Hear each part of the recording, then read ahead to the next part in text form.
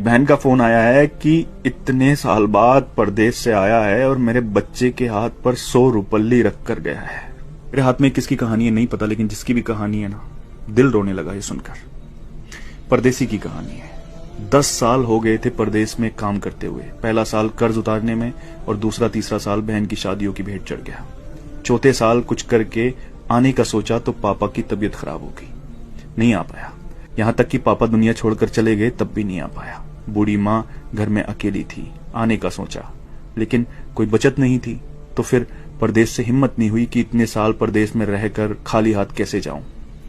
लेकिन माँ की जिद और बहनों ने कहा कि भाई आ जाओ, हमें कुछ नहीं चाहिए, बस आ जाओ कहा तो हिम्मत बढ़ी।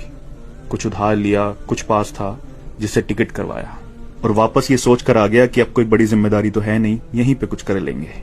आने के दूसरे दिन बहन से मिलने गया। बहन बच्चों वाली हो चुकी थी। आते वक्त भांजे के हाथ पर 100 रुपए रखकर वापस हुआ। दूसरी बहन के यहाँ पहुंचने पर पास के पैसे भी खत्म हो चुके थे, लेकिन ये उम्मीद थी कि ये बहन ज्यादा नजदीक है, कुछ नहीं बोलेगी। वहां से वापसी पर भांजे के हाथ पर कुछ नहीं रखा और जब घर पहुंचा तो मां ने बताया कि एक बहन का फोन आया है।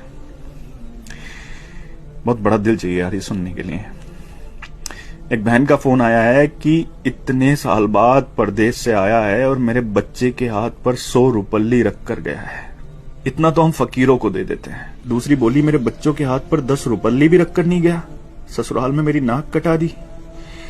ये सब सुनकर मैं सुन्न रह गया और अब अपनी 10 साल की कमाइयों का हिसाब लगा रहा था।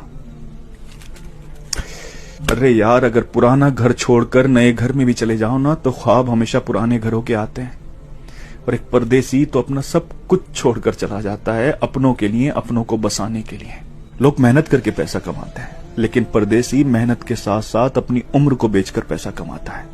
किसी खुशियों में नहीं आ पाता, किसी की मैयत में नहीं आ पाता। सच पूछो तो हमारे सीने में दिल किस तरफ है ना, ये एक परदेसी ही बता सकता है। क्योंकि जब वो अपनों को छोड़कर जाता है ना, तो सीने में वही तकलीफ होती है जहां दिल होता है। जुल्म नहीं करते अपने लोग ये कहकर कि तुमने परदेश में रहकर हमारे लिए किया ही क्या है।